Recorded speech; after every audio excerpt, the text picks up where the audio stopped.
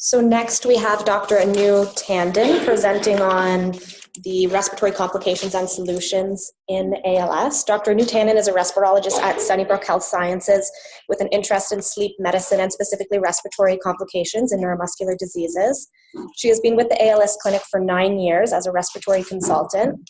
Outside of her clinical work, she serves on the client advisory board with ALS Canada. Dr. Tandon is always willing to go above and beyond to provide patient-centered care and advocate for her patients. Please join me in welcoming her up.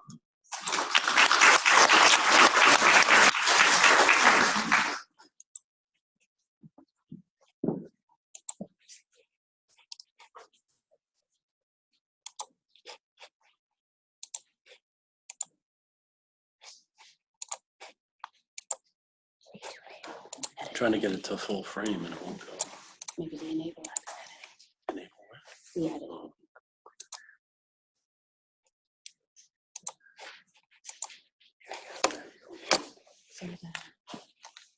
Did Aaron, did you take the No, I thought I put it on the side, but Oh, beautiful. Thank you. Wonderful. Thank you so much, everyone, for coming down. As Daniel mentioned, I'm the respirologist in the ALS clinic, and today I want to give you an overview in the time that we have regarding the respiratory complications that these patients can experience. As Dr. Eisenberg mentioned, a small portion present with respiratory involvement. However, the majority of them will die of it. And so we play a fairly active role as the disease progresses. So to start, I'm just going to review very basic pathophysiology, in particular how it affects the respiratory system and essentially symptoms that patients can experience. I'll talk a bit about the two main areas that ALS patients suffer from. One is poor airway clearance, and the second is poor ventilation. And I'll talk a bit about how we identify these patients, how we treat these patients, and complications that these patients can unfortunately endure.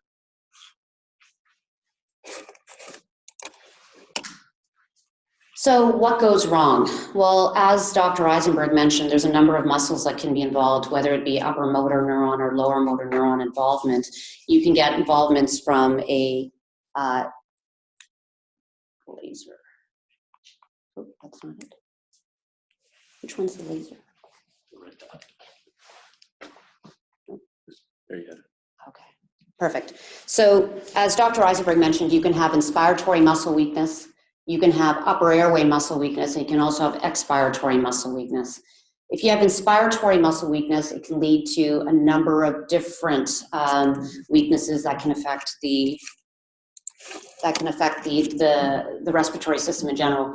First and foremost, they develop something called a restrictive pattern. So if your breathing muscles are weak, you're not able to expand your entire lung in order to hold in enough air. That in itself can lead to a number of issues, including hypoventilation, which I'll describe in a bit more detail moving forward. It causes your chest wall to be, interestingly, very stiff, because if you're not able to open that chest wall and open the muscles, you're not able to expand, and the joints themselves within the chest wall can get stiff. You also get some collapse within the airways, within the lung itself, and all of that works together to unfortunately increase your work of breathing. So not only are your muscles weak, causing you to work harder to breathe at night, but there's a certain cycle that goes into place that makes your breathing even harder at night. If you have upper airway involvement, that's when we see patients having issues with speech and swallowing issues, and they're at increased risk of aspiration. They can also develop increased obstructive sleep apnea or central sleep apnea in this population, and I'll talk a bit about that as well.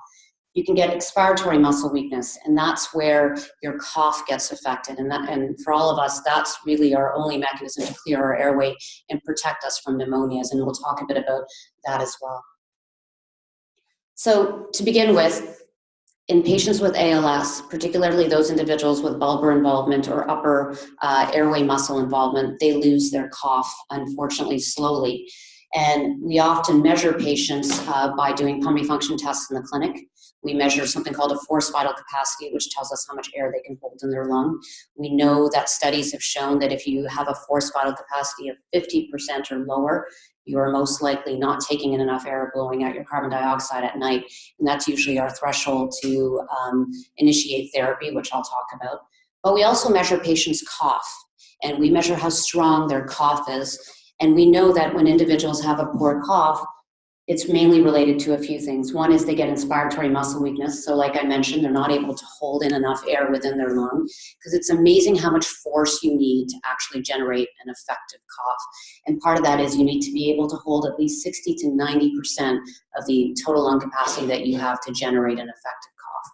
And these patients normally don't preserve that as the disease progresses. You need to be able to close your glottis. You need to be able to generate this pressure in your lung against a closed airway. And as the disease progresses, particularly those with bulbar ALS, they're not able to actually accomplish that. And then finally, expiratory muscles weakness. They're just not able to push the air out of their lungs to generate enough force to get rid of the mucus within the airways as well. So the disease can affect all three of these phases of cough. As I mentioned, we do something called a peak cough flow, and this is part of our respiratory evaluation of the patient initially when they come into clinic, as well as they are progressively seen in clinic as well.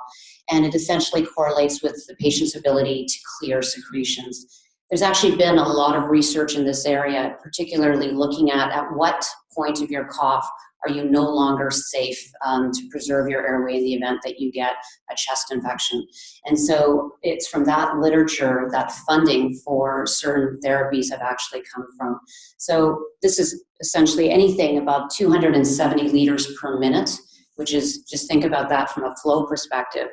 A patient can protect their airway enough to the extent if they get sick, they won't require intubation. And that's really kind of a magic number that's come out of the literature, the muscular dystrophy literature and the ICU literature. And that's usually the red flag at which below patients we get concerned with regards to their ability to clear their airway. There's a number of things that we can do to try and improve a patient's cough and also prevent pneumonias and prevent issues from aspiration when they do occur as well. The very basic minimum that we can do is something called lung volume recruitment. And it's something that's very simple apparatus. It's literally an ambu bag with a mask, and patients practice breath stacking. And what you're essentially doing is increasing that total lung capacity forcefully, with patients taking successive breaths to increase their volume and then subsequently letting them cough. And so you can do that anywhere from 2 to 3 times a day in order to cough effectively. The caveat to that is that people need to be able to close their glottis and actually hold in the air that the ambu bag is providing in order to get an effective cough. So this works early in the disease when patients are involved, but later in the disease, unfortunately, other therapies are required.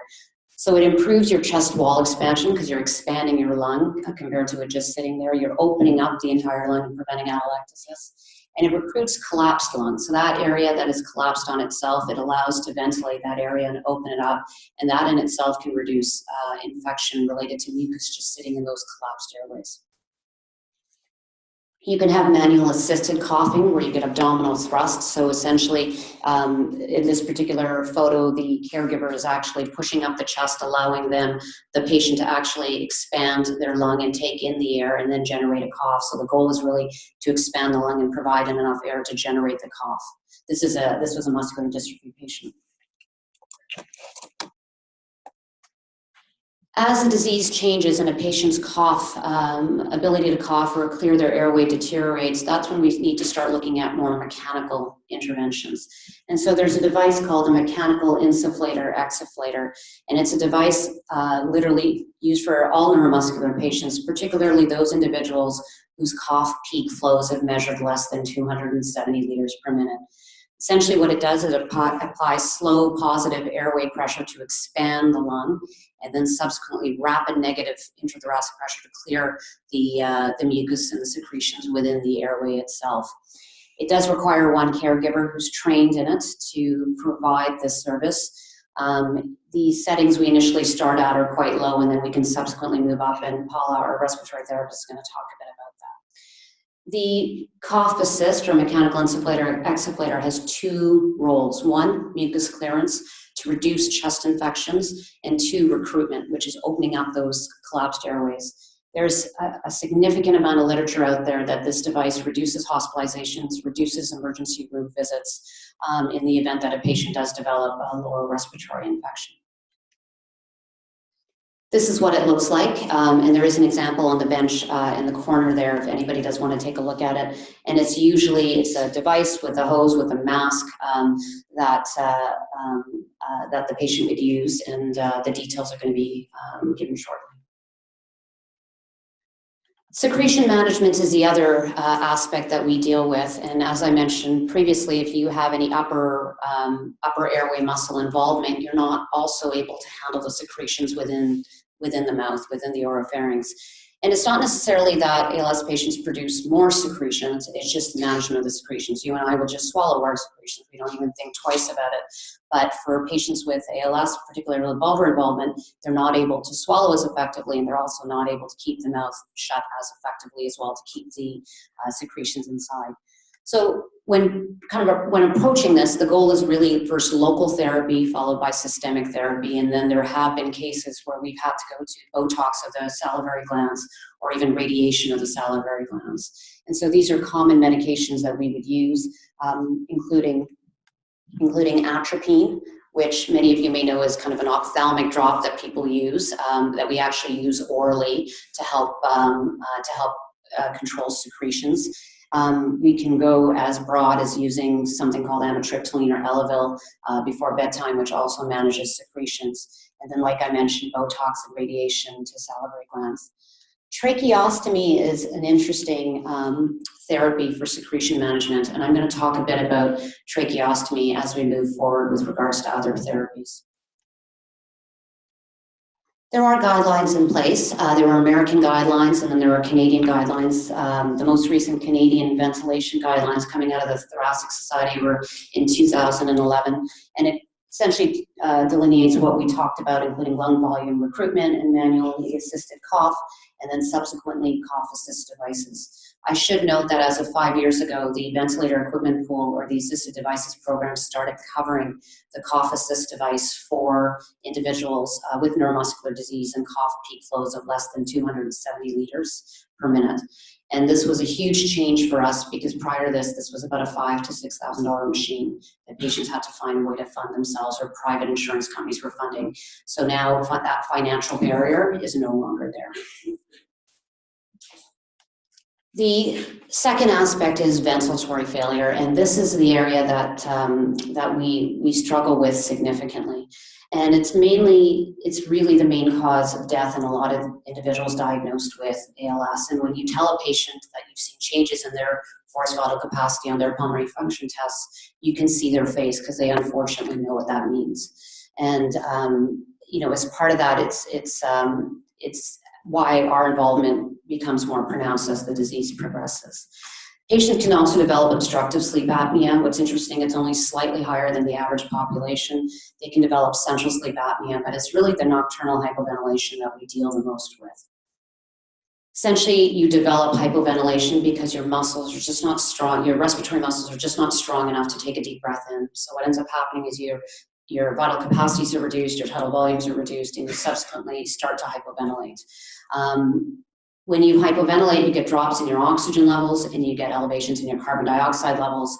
The low oxygen levels can cause further muscle fatigue, and the carbon dioxide levels that go up, which I would argue is probably the more detrimental part of this disease, and we'll talk a bit about that, can actually cause blunting of your central ventilatory drive and can subsequently lead to clinical symptoms such as increased somnolence, increased fatigue, and these are really warning signs that you need to look out for. Symptom-wise, patients will be referred for increasing shortness of breath at night, unable to lie down supine, frequent shortness of breath during the day, as well as morning headaches. And these are all, I would argue, clinical symptoms when things have actually gotten quite bad, and symptoms that we try and avoid by screening patients with pulmonary function tests. So what are our management options for these patients? Well, this used to be what we used. A lot of polio patients, I have a few with post-polio syndrome who recall being in an iron lung when they were younger. And things have changed significantly since then. We now use predominantly non-invasive ventilation, as many of you may know as BiPAP therapy, in order to manage patients with nocturnal hypoventilation. The therapy is initially instituted nocturnally because that's really where patients have the most work of breathing. They go into REM sleep where they develop skeletal muscle atonia, and 2, they're in the supine position, so they have to work up against gravity. So your breathing muscles run the greatest marathon at night when you're sleeping. So that's when the BiPAP is the most effective. And as the disease progresses, patients start to use it during the day to help palliate their shortness of breath as well. How does it work? Well, like I mentioned, it reduces your work of breathing. It improves ventilation. It also improves atelectasis, or collapse of the lung, and reduces your risks of developing infection. There's also been studies showing that initiating BiPAP therapy sooner rather than later can also preserve oral feeding and can also preserve speech quality, because you don't have that same fatigue that you would have had if you were working all night and the work of breathing was increased all night. There's also literature in one study that will likely never be repeated. There's a randomized control trial of ALS patients with BiPAP to no BiPAP, and they looked at survival. And there's actually an improvement in survival in patients who are started on BiPAP versus those who do not use it. And not only improvement in survival, but also improvement in quality of life. And that has been echoed through several studies. Both quality of life with sleep, with daytime energy, and with daytime fatigue, and just overall quality of life. So BiPAP is not necessarily just a device that prolongs life, but improves quality of life. And I think that's a very important thing to stress. These are terms that you don't need to know specific details about, but terms that might come up for any of those individuals who manage non-invasive ventilation in the community. These are some of the modes of non-invasive ventilation you can have.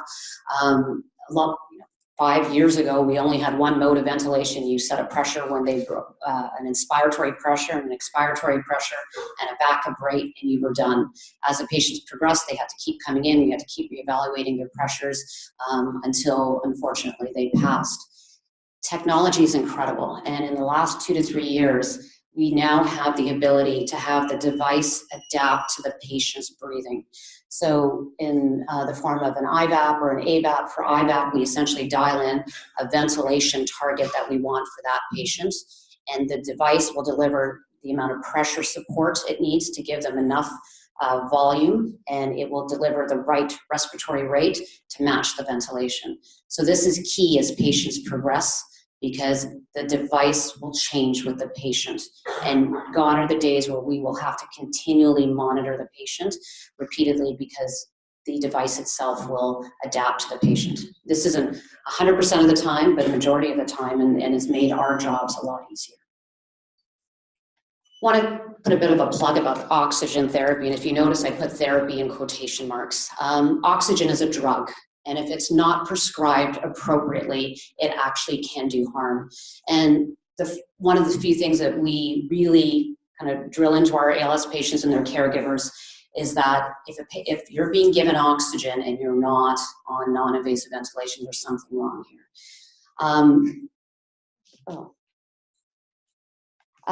If a patient is hypoxic chronically, so if you're chronically noticing your patient has low oxygen saturations, the thoughts is that they're most likely not ventilating. It's not really an oxygen delivery issue, because the lung tissue itself is completely normal in ALS. It's the muscles around it that don't work. And unfortunately, what oxygen does is it actually does suppress your drive to breathe. And that's why earlier I mentioned that carbon dioxide is actually key, because that's what gets patients into trouble. So if you have chronic hypoxemia, it's not the oxygen that a patient needs. It's likely non-invasive ventilation. And we often see patients coming to clinic on oxygen when they're initially diagnosed, and I think it's important that that message gets sent. There is a role for oxygen, however, and I want to stress that as well. And in end stage, particularly during palliation, when patients have either decided they no longer want non-invasive ventilation, and that's completely a decision of the patient, then it's a good palliative agent for patients. And then there's the acute settings as well, when patients get aspiration pneumonias. However, it should always be given in the conjunction of non-invasive ventilation if that's what the patient wishes. Invasive ventilation. So there does come a point when non-invasive ventilation no longer works. And usually when patients are approaching it, using it overnight as well as during the day, that's when invasive ventilation becomes an option.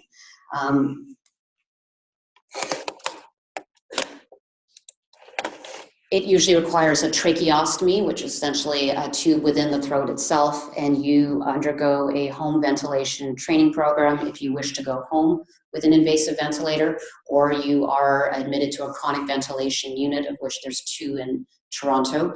The wait list is approximately 2 years for a ventilatory bed. This option is discussed with patients, particularly when they start to develop worsening respiratory function, as well as requiring their BiPAP with increased amount of time. These are conversations that are running conversations. Very rarely is it that you walk in a room and have a conversation with a patient and they say, this is exactly what I want, and I don't want anything else. These decisions are not easy, and I think that brings me to discussions with regards to advanced directive discussions, is that they need to be made in advance. You know, we start these discussions when patients end up on BiPAP, when vital capacities drop below 50%, that's when we're having these conversations. And we have repeated conversations. It's never just one conversation, and interestingly, the decision evolves as the disease progresses. Because normally when a patient's at 50%, they might be a little disabled, they may be a little short of breath, but when they're down to 20 or 30% and BiPAP dependent, their decision at 50 was very different than it is at 20. And so it has to be an ongoing discussion. It is definitely a multidisciplinary approach. Nurses, respirologists, neurologists, palliative care physicians are all working with that patient in order to achieve a common goal of the patient's wishes being honored. Interestingly, very few choose invasive ventilation. All the literature and our own experience supports that majority of individuals ending up on invasive ventilation have done so because they were acutely intubated and unable to come off a ventilator. And so the goal is to have these conversations before they end up in that position, and to ensure that their wishes are being honored. There are guidelines in place, like I mentioned, the less than 50% vital capacity to initiate BiPAP or non-invasive ventilation. And I'm going to preface that by saying that the guidelines are most likely going to change, because there have now been very strong studies looking at initiating non-invasive ventilation at 60% vital capacity, and there's an improvement in mortality and morbidity at higher FVCs. And so we're actually now initiating it even earlier than that. I think we'll leave the questions till after the technical part of the presentation, and I do want to just introduce Paula Abella. She's the new respiratory therapist in our ALS clinic. She started in July, and she's our first full-time respiratory therapist. She's been with Sunnybrook for 16 years in the Ross Tilly Burn Center. She's been a respiratory therapist for 21 years, and I think all of us would say that it's been amazing having her for the last 3 months. I know she's revolutionized my free time and provided some, so I'd like to welcome Paula.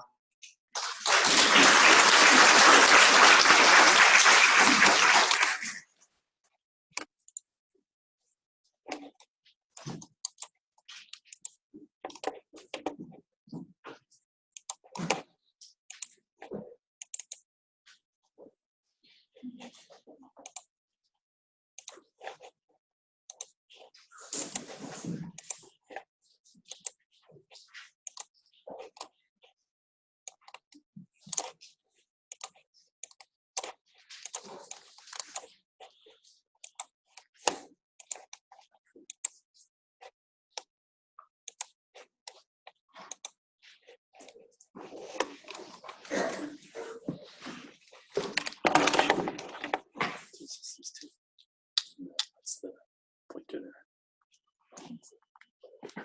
Which one's this one here? Yep. Okay, thank you. Thank you, Dr. Tandon.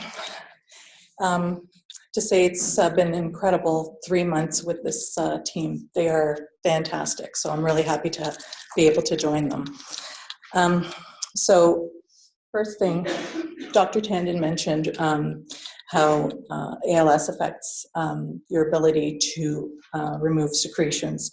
So I'm going to explain about how the cough assist works. So cough assist is also known as a mechanical insulator, exfoliator, and it's a medical device that simulates a cough using positive and negative pressures delivered through a mask, mouthpiece, or tracheostomy. I'm sure the RTs in the room have used it a few times. The rapid shift from positive to negative pressure increases the expiratory flow from the lungs to simulate a cough.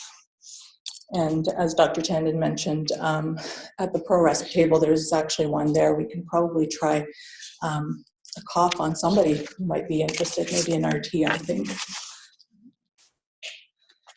Okay. So cough assist treatment. So essentially a cough cycle consists of an inhalation followed by exhalation and then a pause. The cough assist treatment itself is comprised of cough cycle repeated 4 to 6 times with rest periods of 20 to 30 seconds. The sequence is then repeated 4 to 6 times.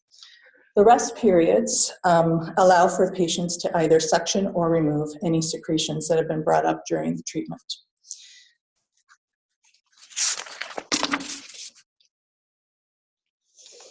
So in ALS, the most commonly used interface for cough assist treatments is a mask, as many of the patients have difficulty with creating a seal with their lips due to muscle weakness.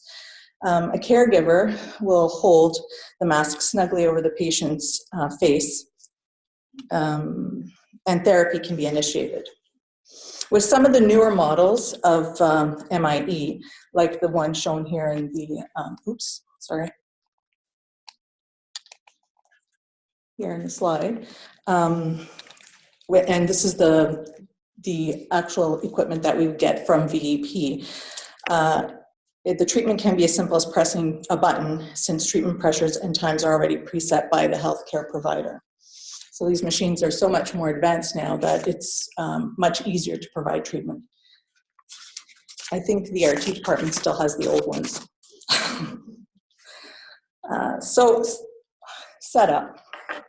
There are various aspects of the cough assist that we can control and adjust for individual patient needs, comfort, and effectiveness. So typical settings include pressures of plus and minus 20 to plus and minus 45 centimeters of water, inhalation and exhalation times of 2 to 3 seconds each, as well as a pause.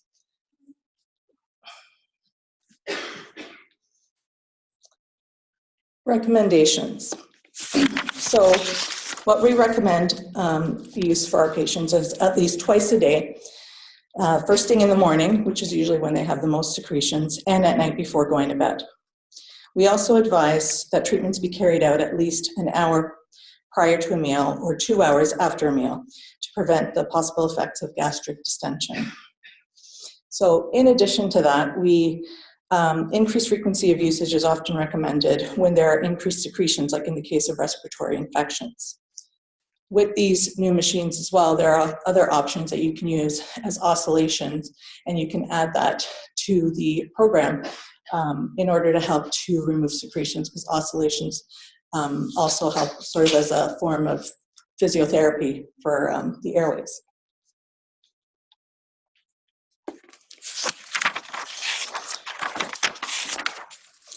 So in summary, with respect to the cough assist, an effective cough is the primary means for clearing airways of secretions. Impaired cough puts patients at risk of developing respiratory infections and atelectasis.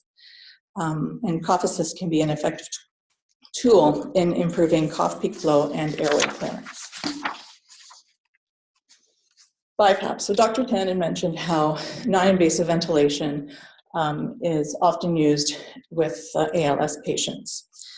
BiPAP, which is also known as bilevel positive airway pressure, provides pressures to the airway using a nasal, oral, or facial interface to augment ventilation and decrease the work of breathing.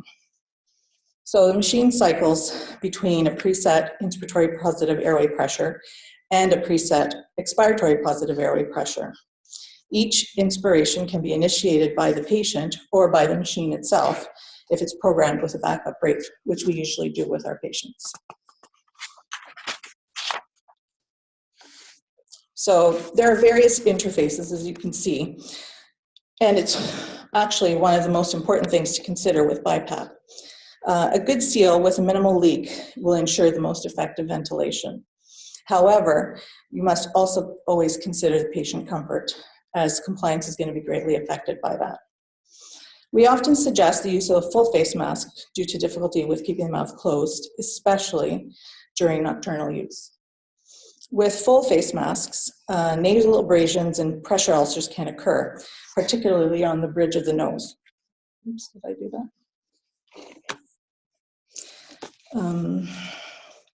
So what we recommend often is you can use wound care dressings. Some people like to use gauze. You can use Mepilex, Duoderm, as well as nasal gel pads that can be applied directly to the bridge of the nose to decrease the chances of skin breakdown. Some patients prefer the nasal mask, especially when they start using BiPAP during the day, after using BiPAP at night, because they find that it's smaller and sometimes they're able to communicate a little bit better. It's important, though, that patients should be able to keep their mouth closed in order for the BiPAP to be effective with the nasal interface, since air escaping from the mouth will reduce the amount of pressure being delivered, thus compromising ventilation. So follow up with the BiPAP. So once patients have been set up on BiPAP, we monitor their progress when they come in for clinic. Sometimes now they can come in during the week, because now I'm there during the week. If they're having trouble with their machines, they feel like the pressures are not enough, or they feel like pressures are too much, they can come in, and what we do is we download the information and get a history of the usage, volumes, leaks, and any alarms. It's all recorded and allows us to make adjustments accordingly. We're able to monitor how many hours the patient is using BiPAP, which is important. Sometimes they tell us they're using it every night, and they actually aren't. And then there are times where they say that they are using it 24/7, and they're actually only using it 12 hours a day. Although for them, it does feel like they're using it all day. So with the monitoring, what we do is we can see if their tidal volumes are adequate and if there's any other problems like significant leaking around the mask. And those are things that we can try to adjust.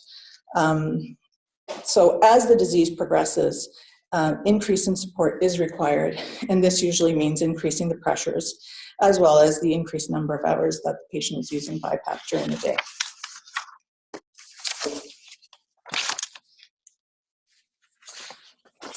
So BiPAP, as Dr. Tandon has mentioned, is most effective if it's implemented early. The patient is provided with a properly fitted mask, and patients and caregivers are provided with basic education on its use and maintenance. Lastly, patients are followed regularly to ensure optimal settings through the disease progression. Now, probably wondering, how do we get this equipment? How do the patients end up with their BiPAPs for home use and the cough assist?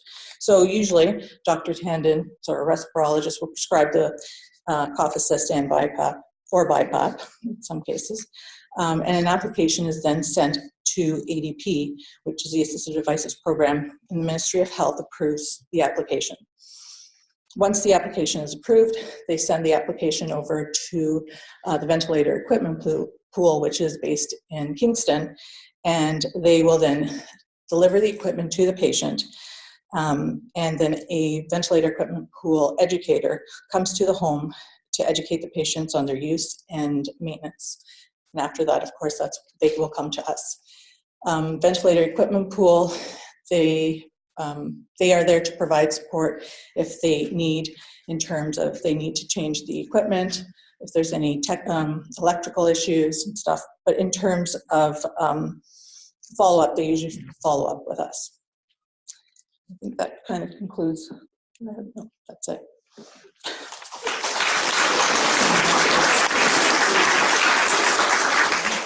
just before we go to questions, and I just want to make a plug for this, the ventilator equipment pool and ADP only cover devices if you're living in the home. If you're in a long-term care facility or in a nursing home, there is no coverage from ADP or the ventilator equipment pool. And so the program that we just outlined is mainly for patients living at home. Are there any questions? Hi, I'm still running into issues and problems with people accepting patients applying to the hospice or palliative care units with the BiPAP. Even though they're having explained to them that this point is comfort care, we're actually still being able to use these. And absolutely. And this is something we are struggling with day in, day out. We are trying to educate and have the group know that this is an essential part of palliation. And there have been several instances where patients have given up their BiPAP devices in order to be admitted to a palliative care facility. And I know there's some palliative care physicians, if not nurses, in the room who can probably speak to this, and they want the best for the patient. And I think it's not necessarily, I think it's a joint effort that way, and I think it's I think education, because these devices have changed. They're not what they used to be. But I completely empathize with you there. Hi. Thanks for both of you for a great presentation. Can you talk a little bit about the failures of BiPAP as a patient approaches the end of life, and kind of maybe a little bit physiologically what happens and how we can sort of expect that? Sure. So, and it's interesting, if you asked me my opinion 10 years ago, it would have been very different than what I'm going to tell you today. And a lot of it comes out of just experience, is that as the patient progresses, their respiratory muscles weaken and they require more pressure support in order to keep them ventilated. These devices will adapt to that, but not 100%. And there's only a certain amount of pressure support you can deliver with a device before you develop complications. So a lot of patients can develop what we call aerophagia, where they get incredible abdominal bloating because the pressures are so high, particularly those individuals who are on it overnight, and so, on it 24 hours. And so those individuals, at the expense of ventilating them, we have to reduce the pressures. And so everybody has a maximum pressure that the non-invasive unit will deliver. As the disease progresses and we've maximized our pressure, that's where realistically the aspect of kind of medications to help control the dyspnea really does take over.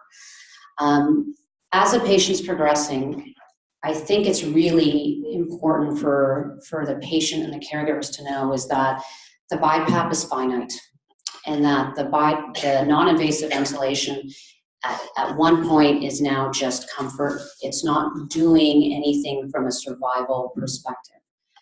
And that one thing that I've learned, I think all of us have learned just doing this, is that you almost need to give patients and caregivers permission sometimes to say, you know what, this is now only for comfort, and that it's not necessarily changing things from a survival perspective, and that you give them the permission to say it's really your decision if you want to continue with this. And we often have that conversation in the hospital. Often that conversation is being had by palliative care physicians in the home. But physiologically speaking, there does come there's a point at which non-invasive ventilation is no longer effective, and you can't ventilate them beyond what you can because of the side effects. And a lot of times that's when palliation with medications has to take over. Does that answer your question, I hope? Yes. Oh, okay. Yes. Hi, can you describe the difference between CPAP and BiPAP, and CPAP is ever effective? Sure. So CPAP, as many of you may know, is a common treatment for obstructive sleep apnea. CPAP gives you a continuous pressure, the same pressure whether you breathe in as you breathe out. So the inspiratory and the expiratory pressure are exactly the same. A CPAP device does not ventilate. So a CPAP device keeps the upper airway open. If you get to the really high pressures, you can sometimes get pressure transmission to the lower lungs, but the CPAP is not a therapy for patients with hypoventilation or neuromuscular disease. Often it will happen that a patient gets diagnosed with sleep apnea and the aspect of hypoventilation is not obvious yet, and they get started on CPAP, but the first thing we do when they come to clinic is we do switch them to BiPAP. BiPAP gives you one pressure when you breathe in and a lower pressure when you breathe out. And the difference in those two pressures is the amount of support you get with your breathing. So that difference increases as a patient deteriorates from a respiratory perspective. Hi. Do you have a recommendation in terms of the assistive cough with regards to wheelchair or head bed elevation? When you're prescribing a chair, should we take that into account in terms of future recline or use utility? Like doing the procedure itself, should it be upright or? Yeah, like for making recommendations to home care, like clients at home, about head bed elevation or hip angle. Is there a better setup for offices? Do you mean, for cough assist? Yes. Okay. Sorry.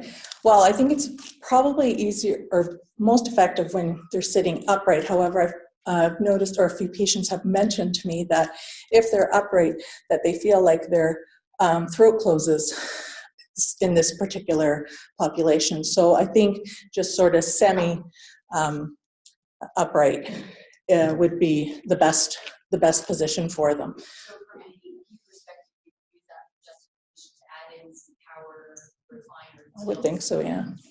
Absolutely. Hi. I just wondered, you were talking about how you can download from the BiPAP machine to see what's happening. So- It seems to me as things progress, it's harder and harder for the patient to come to you, especially like we're in Etobicoke, you're a long way. Is there likely going to be a way that it can be downloaded to your office from home so that you can? Well, we're hoping that this is going to be coming in the very near future. So there are ways, I believe, now to remotely download from, I believe it's the CPAP units. Yes.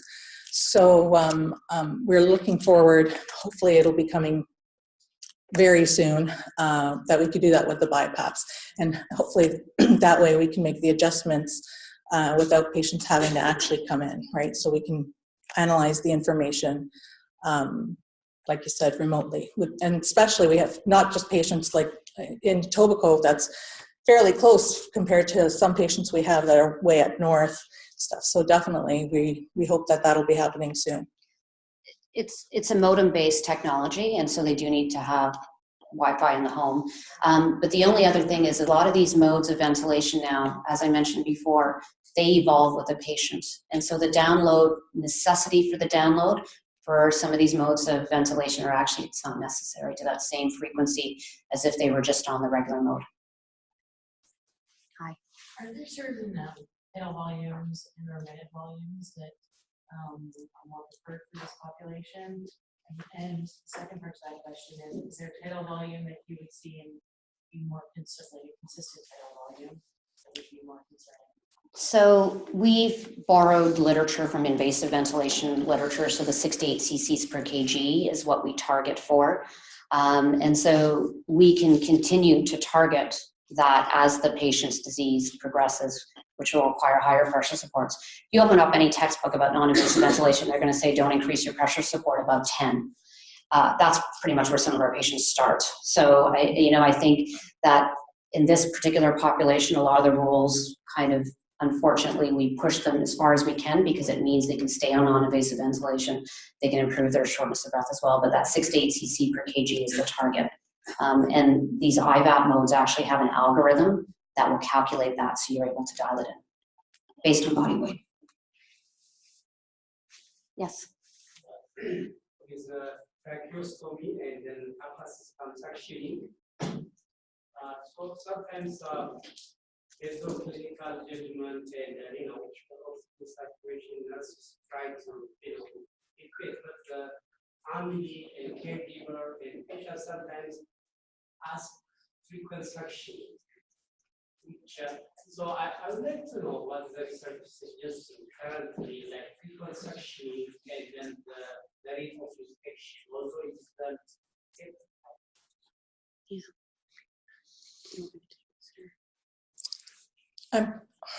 So it's a really good question, and so I think it stems out of the fact that there is some literature suggests that frequent frequent suctioning through tracheostomies, particularly from an ICU perspective, can increase risks of infection. This is outside of the ALS population. The cough assist with the tracheostomy would potentially help from a standpoint of expelling a lot of the secretions at least 2 to 3 times a day. You know, you need to do what you need to do, to be honest, I mean, for these individuals. And I have to preface, it's very rare to have a tracheostomy without a ventilator.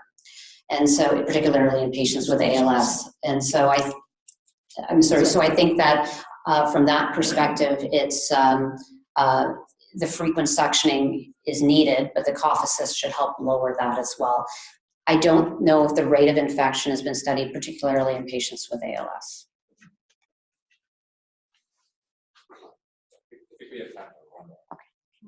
Hi, Wendy. I guess just echoing what our colleague just said, there's a huge gap in the system with our ALS patients on BiPAP and otherwise. We can't access their opportunities. We see them coming in and out of hospital, the disease is progressing, the BiPAP is for comfort, it's not stopping the progressive disease. We see, you know, increasing caregiver burnout. For some families, they just can't do this at home. And these patients that are gone to the hospital, there's no else for them to go. So it's a huge barrier because of BiPAP. It's kind of care units won't accept these patients. and it's one of the greatest challenges.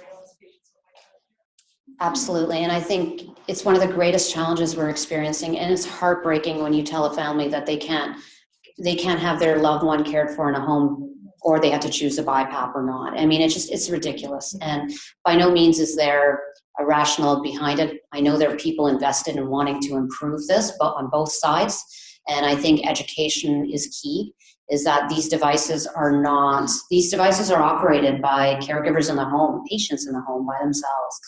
But I think that education gap is there, and I think both sides want this to happen, and I think it's just a matter of education to get to that common point.